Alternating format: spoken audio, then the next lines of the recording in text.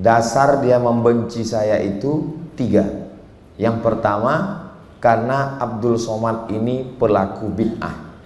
Maulid Nabi bid'ah, nuzul Quran bid'ah, menyambut tahun baru hijrah bid'ah, Isra Mi'raj bid'ah, tepung tawar bid'ah, zikir bersama bid'ah, haul bid'ah, besuluk bid'ah, tarekat bid'ah. Simpel saja kaedahnya. Kalau tidak dibuat Nabi bid'ah. Abdul Somad adalah pelaku bid'ah, maka berarti dia dhalalah dan dia finnar. Maka Abdul Somad adalah mungkar, maka dia mesti dihabisi karakternya. Itulah mengapa dia bilang saya anjing. Assalamualaikum warahmatullahi wabarakatuh. Jamaah dimanapun berada, saya sedang bersama dengan santri-santri penghafal Quran Pondok Pesantren Tahfiz Quran Az-Zahra. Mari kita support Pondok Pesantren Tahfiz Quran Az-Zahra gratis melalui donasi Bank Syariah Indonesia (BSI).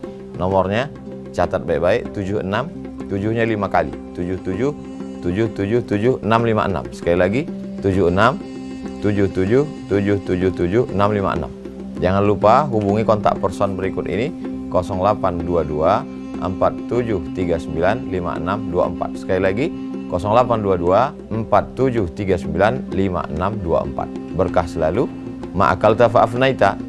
Rezeki, uang, gaji, pendapatan yang kau belikan makanan akan busuk.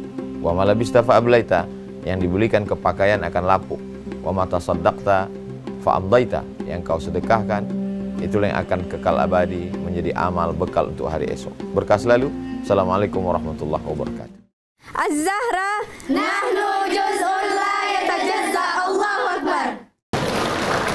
Bismillahirrahmanirrahim. Assalamualaikum warahmatullahi wabarakatuh. Alhamdulillah, wassalatu wassalamu ala rasulillah wa ala alihi wa sahbihi wa man tabi'ahu wa mawala. Yang sama-sama kita hormati Bapak Gubernur Sumatera Utara beserta jajaran, Bapak Kepala Dinas, Kepala Badan, Kepala Kantor, panitia yang menggagas acara ini.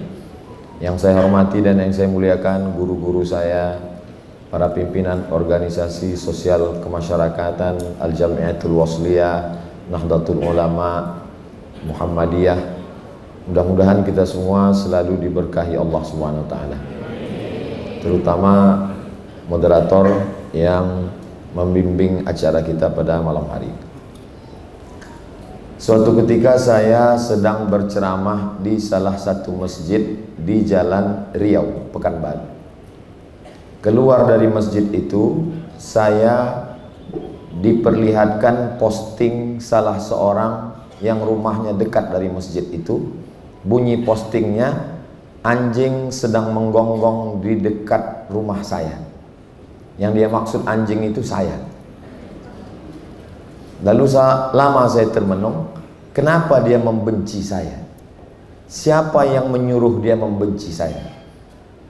Saya suruh cari siapa orang ini, di mana dia mengaji, apa yang dia pelajari, siapa gurunya.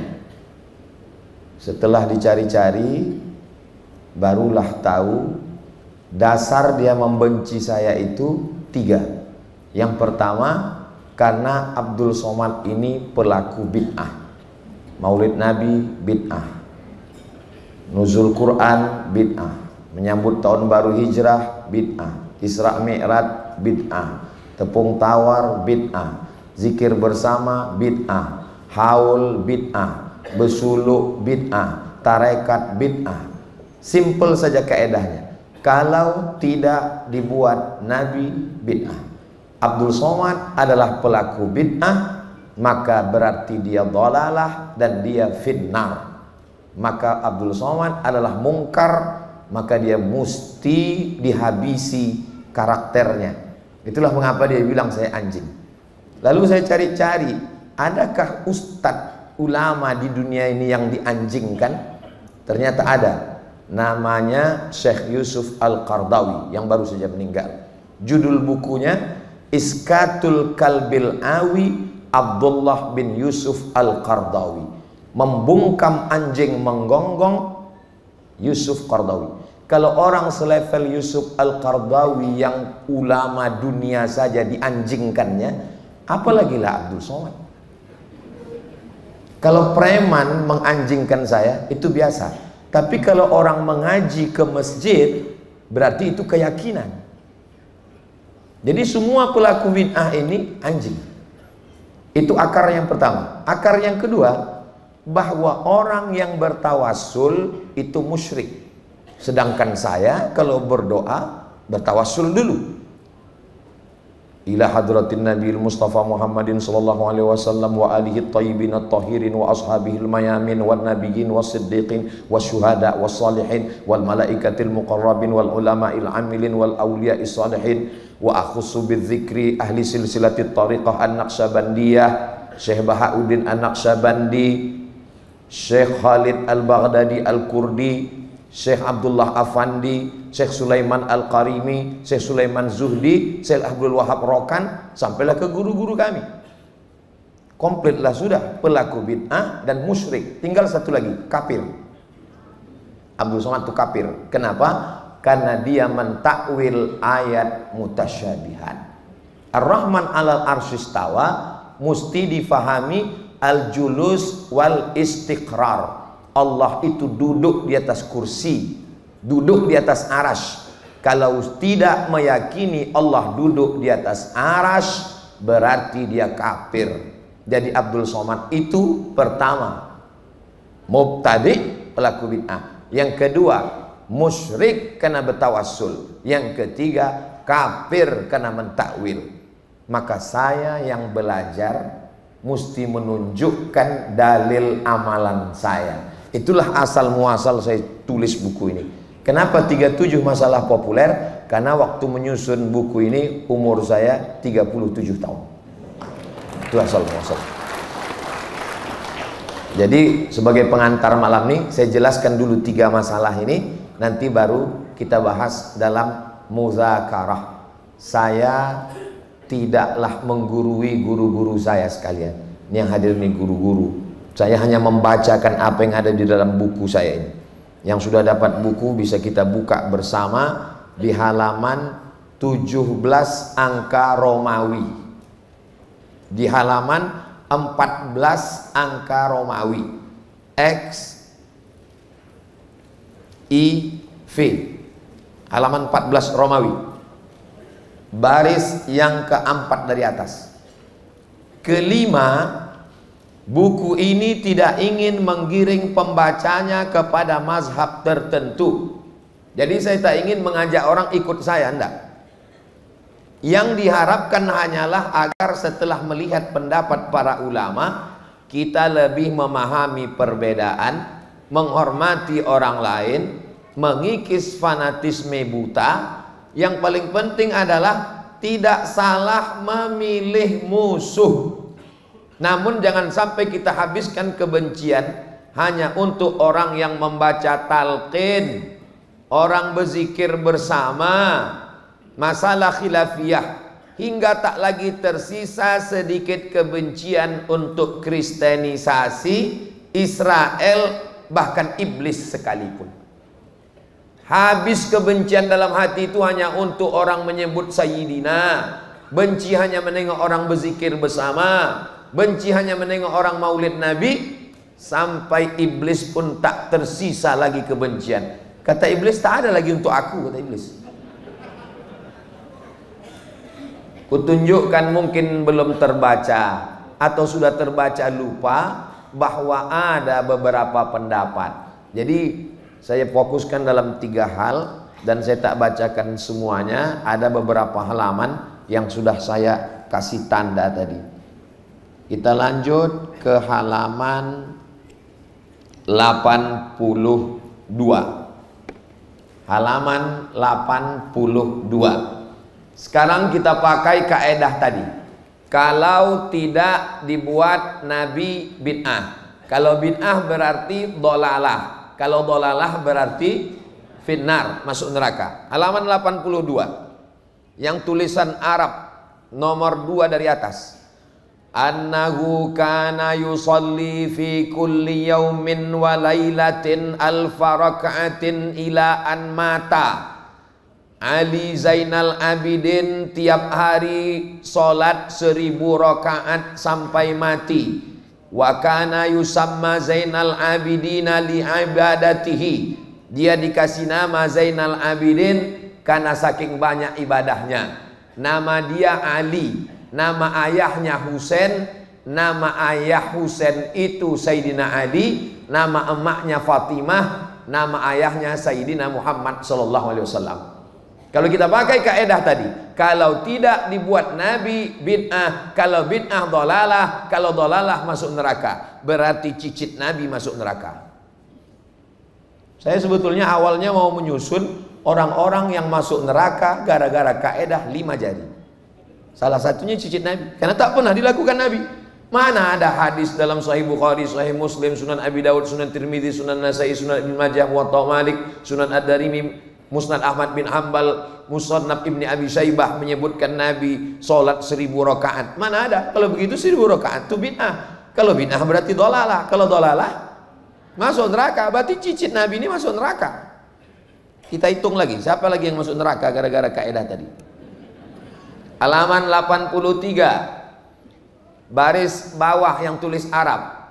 Anil Auza'i wa ghairihi annahu kana yusalli fil yaumi alfa sajadah.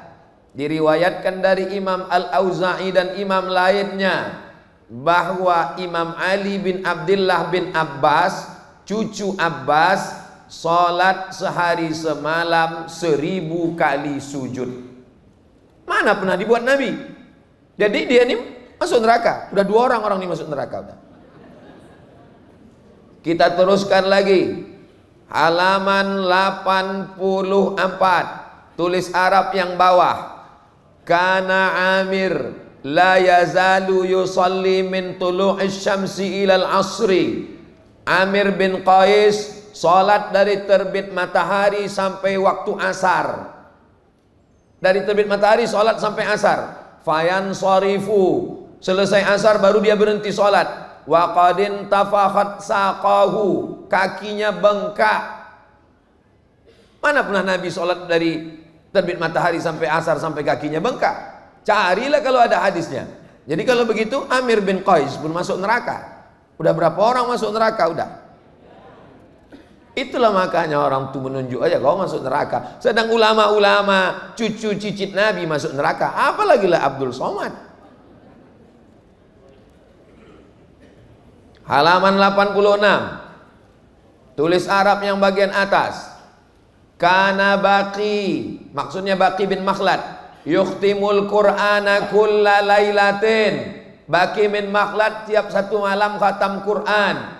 Fi salasa asyrata rak'ah, fi salasi asyrata rak'ah, khatam Quran dalam 13 rakaat. 13 rakaat khatam Quran.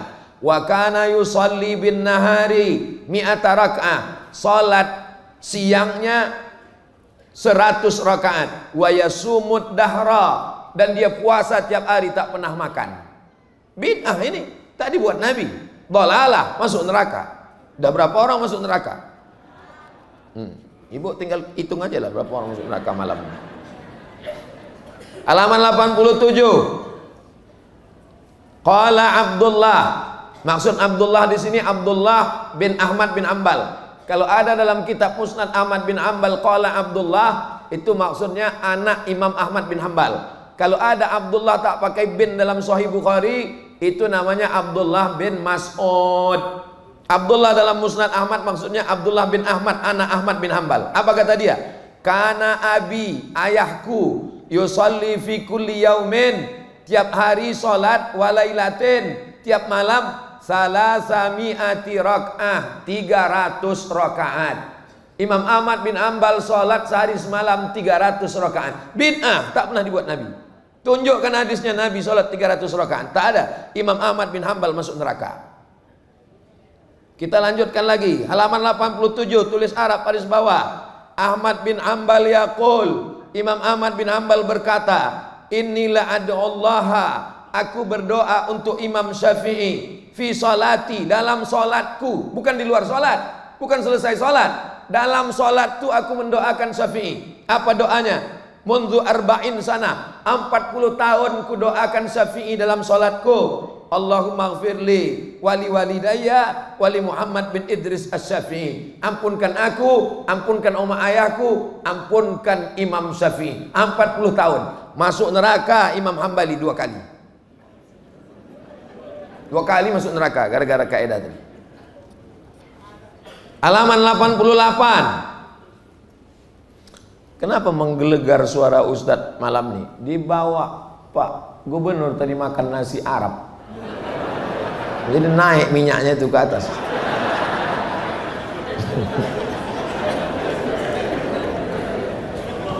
Halaman 8, biar jangan serius sekali bapak-bapak. Halaman 88 baris atas. Wara'a jama'atun minas salaf. Menurut ulama salaf, yang dimaksud dengan ulama salaf 3 abad pertama, berdasarkan hadis khairul qurun qarni tsumma alladhina yalunahu tsumma alladhina yalunahu, abad 1, abad 2, abad 3. Apa katanya? Antuktaba lahul ayat minal Qur'an, dituliskan ayat Quran di atas kertas, summa yashrabaha, kemudian dimasukkan ke dalam air, diminum airnya. Mana ada diajarkan Nabi? Masuk neraka orang nih. Di Makkah banyak jual mangkok ayat kursi. Mangkok ayat kursi, saya pun beli. Saya udah berapa kali masuk neraka gara-gara mangkok itu. Nih salaf yang buat. Qala Mujahid, Mujahid berkata, Nabi punya sahabat namanya Abdullah bin Abbas. Abdullah bin Abbas punya murid, ada nama muridnya Ikrimah, ada nama muridnya Ad-Dhahhak. Salah satu nama muridnya Mujahid. Apa kata Mujahid? La ba'sa an yuktabal Qur'an, boleh menuliskan ayat Quran, wa yaghsilahu, air dari tulisan ayat Quran itu dimandikan, wa yusqiyahul maridha, dikasih minum ke orang yang sakit. Bid'ah ini mana pernah dibuat Nabi? Masuk neraka Mujahid. Enak kali masukkan orang ke neraka ini memang.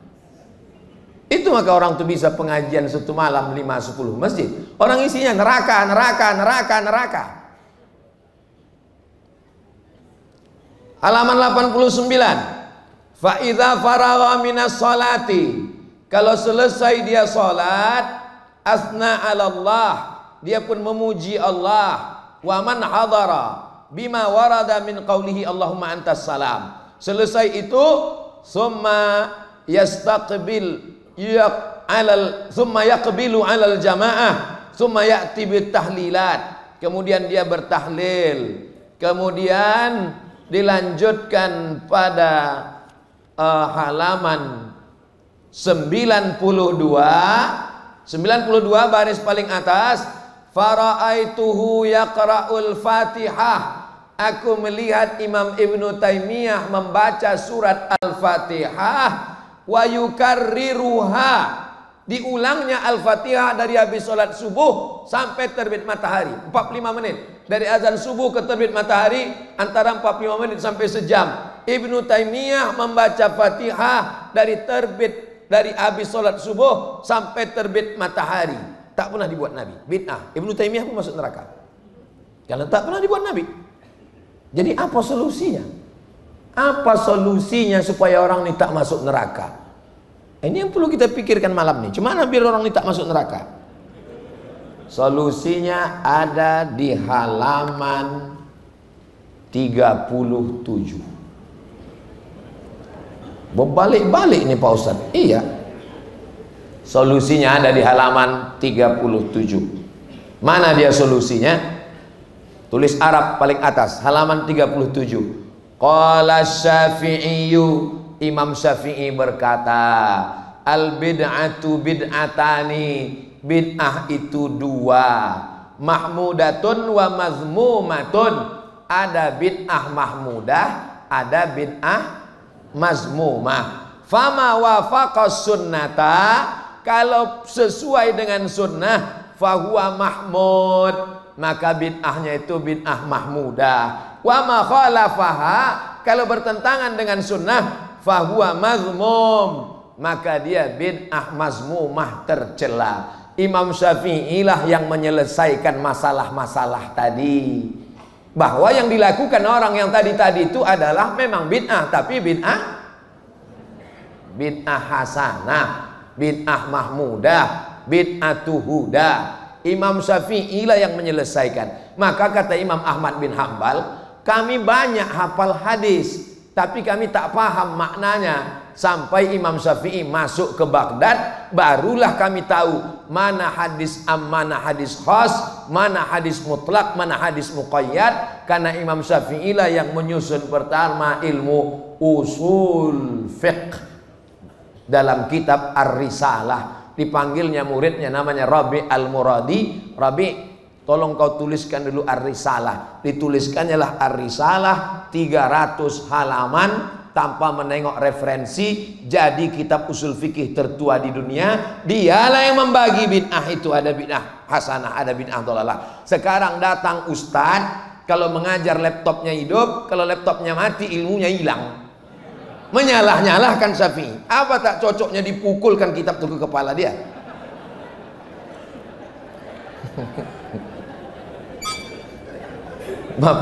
Bapak Ibu, waktu Muhammad Al-Fatih merebut Konstantinopel,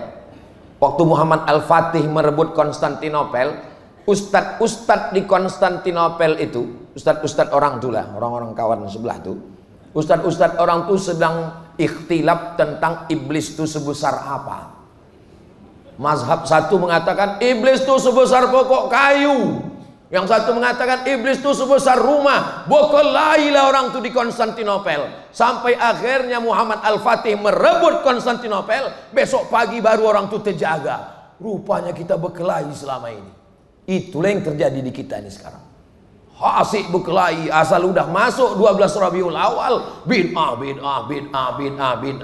Akhirnya minyak kita diambil, nikel kita diambil, habis negara kita pun diambil, gara-gara sibuk berkelahi tentang ini. Cuman satu yang belum diambil orang itu lagi, batu bara, karena bisa berjalan di atas tanah. Itu batu bara yang di Sumatera Utara ini tak ada diambil orang itu. Yang di Kalimantan habis. Batu bara jangan tersinggung, nama saya Abdul Somad Batu Bara.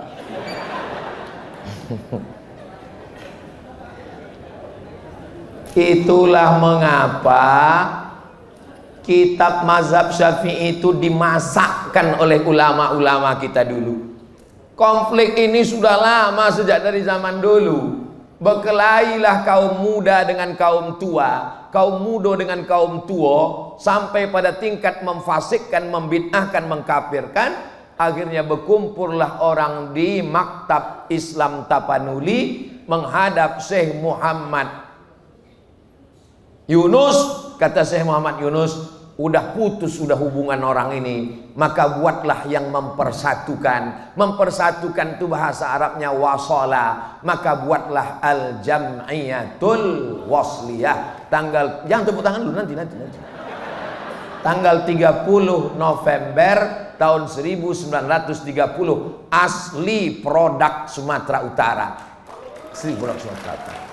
Jadi segala konflik yang terjadi di berbagai kota daerah sekarang tentang masalah membid'ahkan, memfasikkan, kalau mau solusinya balik seperti 100 tahun yang lalu, bahwa mesti kembali. Apa anggaran dasar Al-Jamiatul Wasliyah? Akidahnya Asy'ari, fikihnya Syafi'i, tasawufnya Sunni, mengikut kitab-kitab para ulama. Begitulah kami dulu diajarkan guru-guru kami di sekolah. Tapi bukan berarti saya tidak menganggap saudara kita yang hadir dari kalangan Nahdlatul Ulama. Di Nahdlatul Ulama, Abdul Somad ini sekretaris Bahsul Masail dari tahun 2009 sampai 2014. Di Muhammadiyah, penasehat Lazismu, lembaga amil zakat Muhammadiyah. Di Perti, anggota Komisi Fatwa Persatuan Tarbiyah Islamiyah.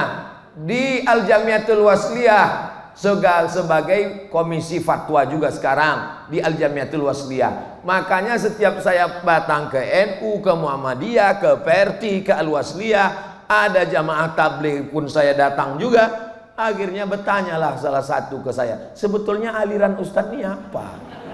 Bingung dia untuk buat laporan. Saya tanya, kau siapa? Saya Intel Pak Ustadz. Intel pun bingung mau menulis aliran apanya kawan ini.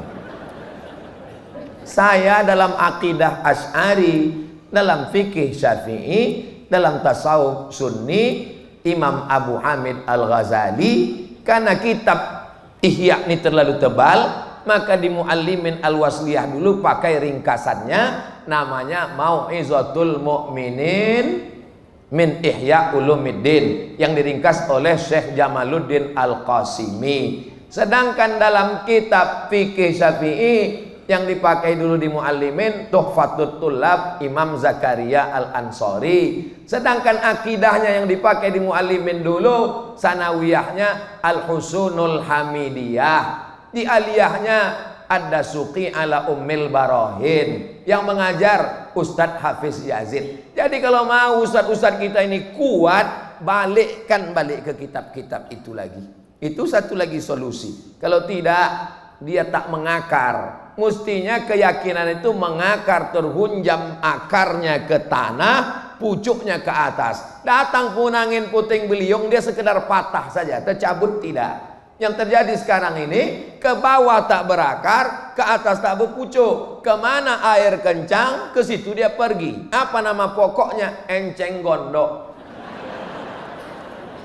Sebelum berangkat kerja, ditontonnya TV di rumah, TV kabel, Maulid bid'ah, Isramilat bid'ah, Nuzul Quran bid'ah, zikir bersama bid'ah. Masuk dia ke kantor, didengarnya radio, bid'ah. Lama-lama atuk-atuknya dulu pun dibid'ahkannya. Bukan orang jahil yang balik ke Medan ini dulu, yang pulang ke Medan ini dulu langsung didikan Masjidil Haram. Namanya Syekh Ahmad Khatib Al-Minkabawi, imam, meninggal tahun 1916. Salah satu muridnya namanya Syekh Hasan Maksum. Syekh Hasan Maksum diangkat jadi imam besar Masjid Raya oleh Sultan Delhi. Waktu Syekh Hasan Maksum sedang mengajar, datang muridnya bertanya, Tuan Guru, nanti kalau Tuan meninggal, siapalah agaknya yang meneruskan kaji ini? Ditunjuknya ke pintu, itulah orangnya. Orang yang ditunjuknya itu adalah Syekh Muhammad Arsyad Thalib Lubis. Jadi mesti kita balikkan ke situ. Kenapa kita pegang yang lain? Kenapa tak kita pakai produk Sumatera Utara? Dihidupkan lagi kajian-kajian ini. Itu yang akan menguatkan insya Allah. Jadi tabligh akbar pula jadinya.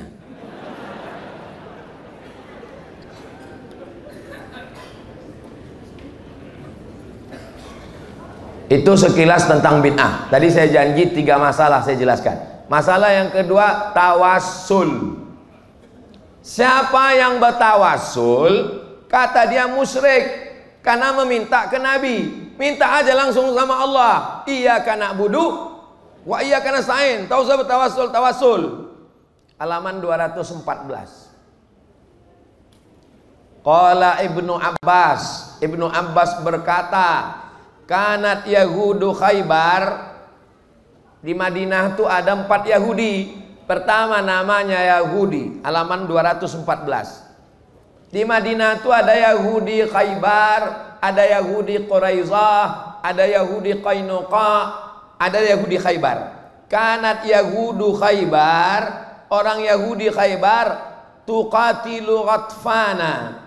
Mereka berperang dengan Bani Ghatafan. Ghatafan orang Arab, Khaybar orang Yahudi. Falammal taqau, ketika berperang, hazimat Yahud, Yahudi kalah. Fa'adat Yahudu bihadzal du'a. Lalu orang Yahudi ini pun berdoa. Apa kata orang Yahudi ini berdoa? Inna nas'aluka, kami meminta kepada engkau ya Allah, bihaqqin nabiyil ummi, barokah Nabi yang tak bisa membaca dan tak bisa menulis. Siapa itu? Muhammad sallallahu alaihi wasallam. Kami meminta kepada engkau ya Allah, barokat Nabi yang tak bisa membaca, tak bisa menulis. Orang Yahudi berdoa, minta kepada Allah, bertawassul dengan menyebut nama Nabi Muhammad sallallahu alaihi wasallam. Saya tak paham tawasul nih Pak Ustadz. Tolong Ustadz jelaskan. Tawasul itu singkatnya begini. Datang saya ke kepala dinas PU. Pak kepala dinas, tolonglah aspal jalan ke kampung kami. Kata kepala dinas, tak bisa, ini begono. Terus saya bilang, aku bertawassul kepadamu bi barokati gubernur Sumatera Utara. Kata dia, insya Allah selesai. Nah itulah tawassul tuh. Itulah arti tawassul tuh. Menyebut nama orang supaya tujuan tercapai. Yang disebut kepada Allah tuh nama orang yang dicintainya. Siapa yang dicintainya? Muhammad sallallahu alaihi wasallam. Bukan meminta kepada Nabi Muhammad. Tak ada orang Islam minta ke Nabi Muhammad. Mintanya pada Allah. Menyebut nama Nabi Muhammad. Di halaman 214 saya sebutkan, sebelum Nabi lahir orang Yahudi udah bertawasul. Menang mereka melawan Bani Ghatafan. Di halaman 215 bertawasul waktu Nabi masih hidup. Datang orang buta berdoa kepada Allah, aku meminta kepadamu ya Allah bi barokati Muhammad sallallahu alaihi wasallam. Terbuka biji matanya. Nabi masih hidup. Sekarang macam mana? Nabi sudah meninggal. Nabi sudah meninggal. Ada di halaman 219. Tulis Arab yang bawah. Ibnu Abid Dunya fi kitabi Mujabid Du'a. Dalam kitab Mujabid Du'a dia meriwayatkan Abu Hashim berkata, Sami'tu Katsir bin Muhammad bin Katsir bin Rifa'ah. Aku mendengar Katsir Muhammad bin Katsir bin Rifa'ah berkata, Ja'a rajulun, datang seorang laki-laki ila Abdul Malik bin Sa'id bin Abjar. Dia datang menjumpai Abdul Malik bin Sa'id bin Abjar. Fajassa batnahu, dirabanya perut laki-laki itu. Faqala bikadaun la yubra, dirabanya perut. Oh kau ni kena penyakit, sakit kau ni tak sehat-sehat sampai mati nanti. Mahua, apa sakit aku ini? Ad-dubailah, sakitnya bisul dalam perut, bisul dalam perut. Kau ini sampai mati takkan sehat. Fatahawwalar rajul, lalu orang yang sakit perut berbisul tadi pun pergi, berdoa dia. Apa kata dia? Allah, Allah, Allah, Rabbi la usyriku bihi syai'a, Allahumma inni atawajjahu ilaika binabiyika Muhammad. Aku minta kepada engkau ya Allah, barokat Nabi engkau Muhammad, sehatkanlah perutku yang berbisul-bisul ini. Apa yang terjadi? Bari'at ma bika illatun, maka sehatlah dia. Apa komentar Ibnu Taimiyah tentang hadis ini? Halaman 220. Fahadzat du'a wa nahwuhu, doa macam ini qad ruwiya annahu da'a bihi salaf, kalangan salaf berdoa memakai doa ini. Doa-doa model tawasul begini ini dipakai oleh kalangan salaf. Artinya orang salaf pun bertawasul. Dari mana Ustaz dapat ini? Majmu' Fatawa Ibnu Taimiyah. Punya Ustaz kitabnya. Ada di rumah, semeter panjangnya. Ibnu Taimiyah punya. Saya beli kitab itu di Kairo, di Mesir. Bukan saya kutip dari kitab lain. Imam Ahmad bin Hanbal membolehkan tawasul. Halaman 221. Qala Ahmadu fi mansakihi. Imam Ahmad berkata, alladzi katabahu lil Maruzi. Dia menulis itu kepada Imam Maruzi, sahibihi, murid sahabat dia. Innahu yatawassalu bin nabi fi du'aihi, karena dia bertawassul kepada Nabi dalam doanya. Kata Imam Ahmad, inna hadza iqsamun 'ala Allah. Orang yang bertawassul kepada Allah itu sama dengan orang yang berqasam, bersumpah. Wala yuqsimu 'ala Allah bi makhluk. Tak boleh bersumpah dengan makhluk. Yang boleh bersumpah itu cuma 3. Tallahi, billahi, wallahi. Wa Ahmad fi ihdar riwayataini, ternyata ada 2 riwayat. Dalam satu riwayat Imam Ahmad mengatakan qad jawwazal qasama bihi falidzalika jawwazat tawassul. Karena boleh berqasam dengan Muhammad, maka boleh bertawassul. Dari mana dapat Ustadz ini? Ibnu Taimiyah juz 2 halaman 422. Itu tentang tawasul. Adapun tentang tawasul dengan ulama, tawasul dengan Syekh Abdul Qadir Al-Jilani, tawasul dengan Syekh Bahauddin Naqsabandi, tawasul dengan Syekh Abdul Hasan Asy-Syadzili, tawasul dengan Syekh Abdullah Asy-Syattari, tawasul dengan Syekh Abdul Wahab Rokan, tawasul dengan wali-wali Allah, tak saya susun lagi karena udah ada kitab khusus ditulis ulama Maroko namanya Ittihaf, ditulis bijawazit tawassul bil auliya was salihin, ditulis oleh ulama namanya Syekh Abdullah bin Siddiq Al-Ghumari, gelarnya Musnidud Dunya karena sanad dunia ini di kepala dia semuanya. 3 orang keluarga, 3-3-nya ahli hadis. Yang pertama Syekh Abdullah bin Siddiq Al-Ghumari, adiknya Syekh Abdul Aziz bin Siddiq Al-Ghumari, abangnya Syekh Ahmad bin Siddiq Al-Ghumari. 3-3-nya ulama ahli hadis. Saya ditanya orang juga, Ustadz belajar hadis? Iya. Kalau gitu Ustadz ahli hadas? Enggak, aku ahli hadas, bukan ahli hadis. Itu tentang tawasul. Yang ketiga tentang masalah takwil.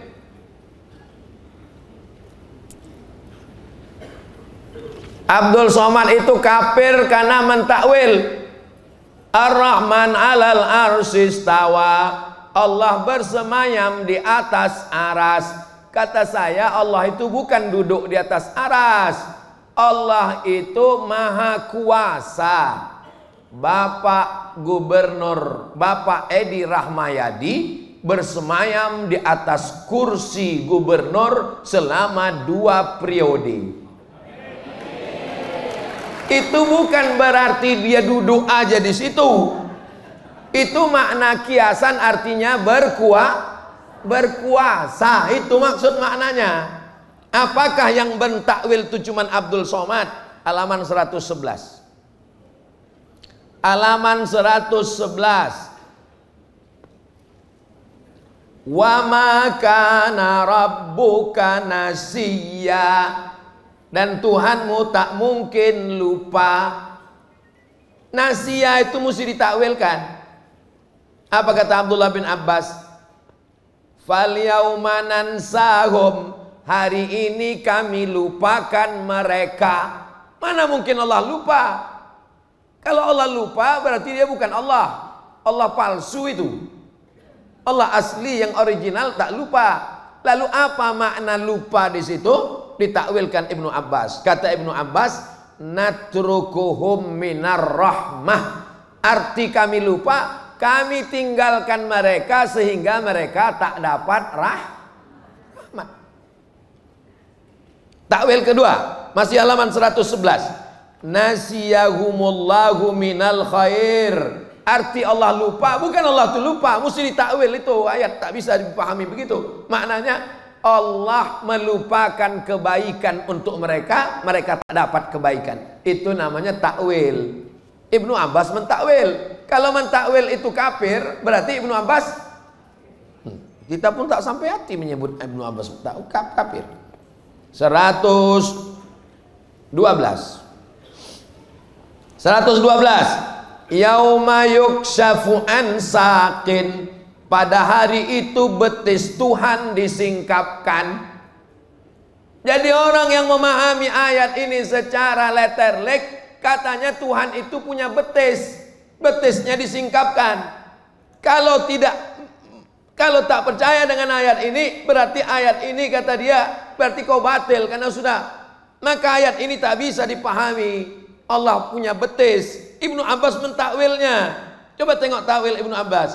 Yauma yukshafu an saqin, makna hari itu betis disingkapkan, huwal amrus syadidul mufza, perkara pada saat itu amat sangat mengerikan. Bukan Tuhan menyingkap betisnya, mesti ditakwil. 112 ayat mutasabihat yang ketiga.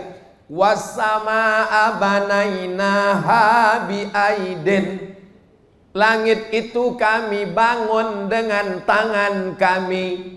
Mereka memahaminya Tuhan punya tangan. Aiden, katanya Tuhan itu kadang-kadang tangannya satu. Mana dalilnya? Yadullah fauqa aidihim. Kadang-kadang tangannya banyak. Mana dalilnya? Bi aidin. Tak bisa begitu kata Ibnu Abbas. Mesti ditakwil. Lalu makna bi aidin situ apa? Ani bin Abbas, kata Ibnu Abbas, bi aidin artinya bi quwwatin. Berarti tangan di situ artinya kekuatan. Dia pemimpin yang tangan besi. Bukan Robocop dia. Tangan besi maksudnya memakai kekuatan memaksa orang lain. Orang pun paham, maka mesti ditakwil. Imam Mujahid mentakwil 114. Imam Malik mentakwil Innallaha yanzilu fil laili ila sama'id dunya. Sepertiga malam, jam 2 malam, Allah itu turun dari langit ke dunia. Macam mana Allah turun?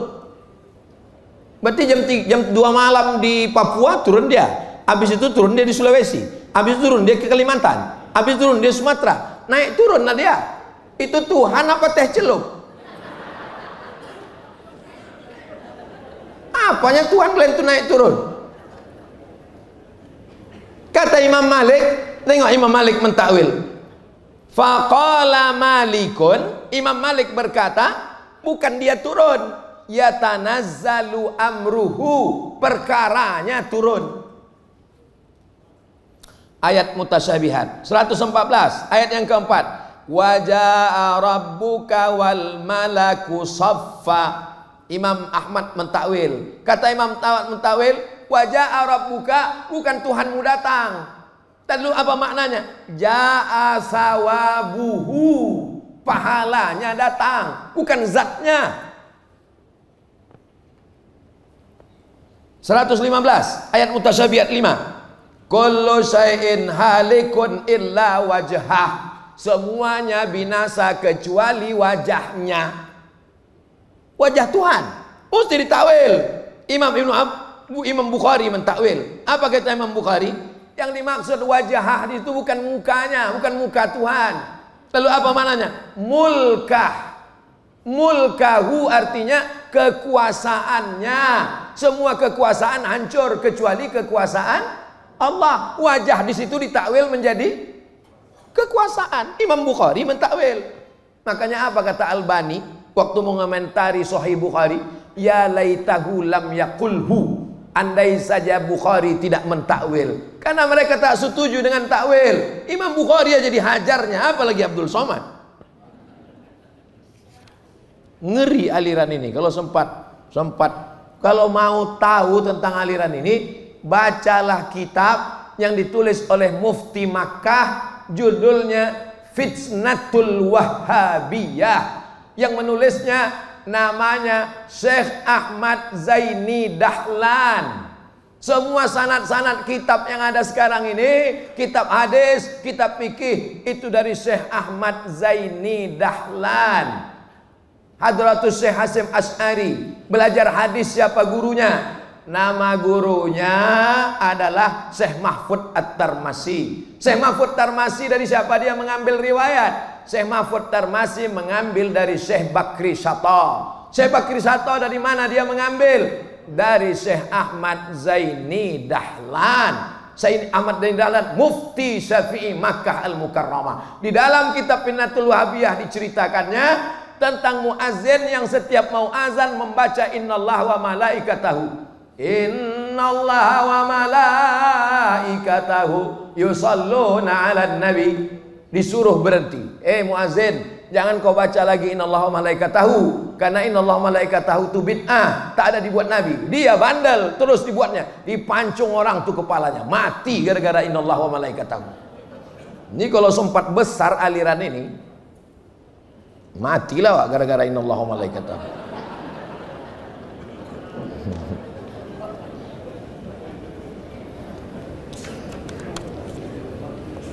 Halaman 117, Imam Bukhari mentakwil Halaman 118 Ibnu Hajar Al-Asqalani mentakwil. Takwil. Jadi siapa yang mengatakan mentakwil?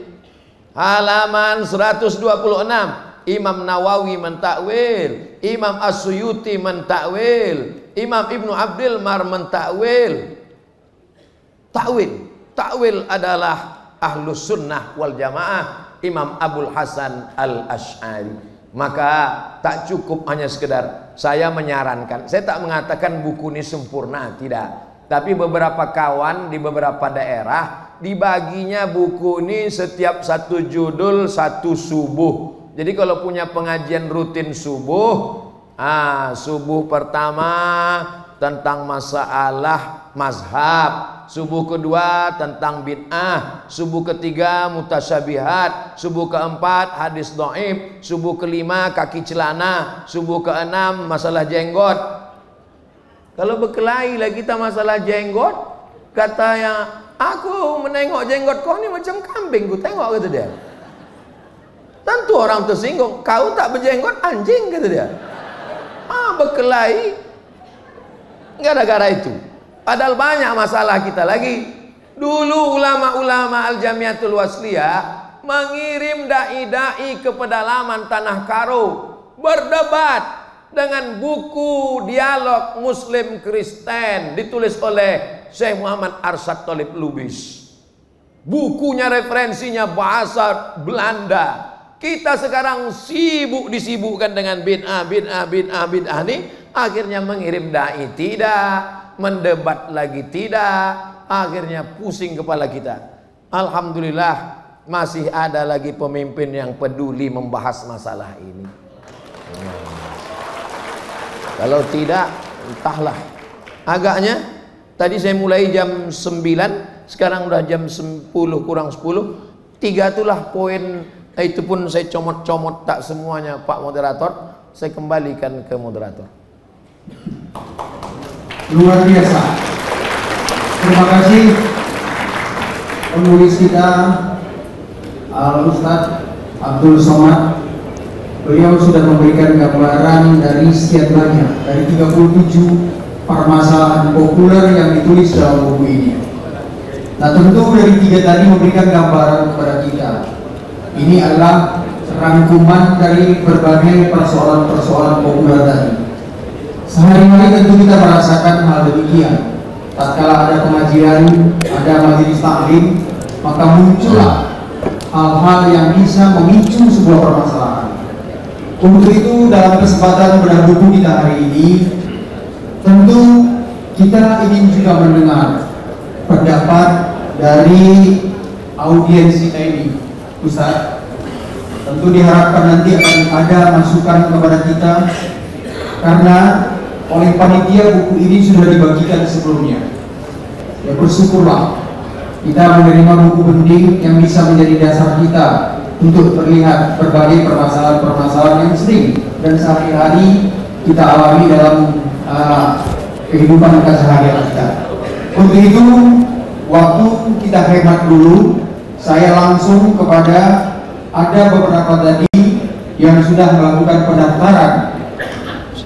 Yang pertama kami awali dulu dengan Bapak Sohibul Ansor Siregar. Silakan Pak Sohibul. Assalamualaikum warahmatullahi wabarakatuh. Jamaah dimanapun berada, saya sedang bersama dengan santri-santri penghafal Quran Pondok Pesantren Tahfiz Quran Az-Zahra. Mari kita support Pondok Pesantren Tahfiz Quran Az-Zahra gratis melalui donasi Bank Syariah Indonesia (BSI). Nomornya catat baik-baik, 76 7-nya 5 kali, 77 777 656. Sekali lagi 76 77 777 656. Jangan lupa hubungi kontak person berikut ini 0822 4739 5624. Sekali lagi 0822 4739 5624. Berkah selalu. Ma'akalta fa'afnaita. Rezeki, uang, gaji, pendapatan yang kau belikan makanan akan busuk. Wa malabista fa'ablaita. Yang dibelikan ke pakaian akan lapuk. Wa mata saddaqta fa'amdaita, yang kau sedekahkan itulah yang akan kekal abadi menjadi amal bekal untuk hari esok. Berkah selalu. Assalamualaikum warahmatullahi wabarakatuh. Az-Zahra nahnu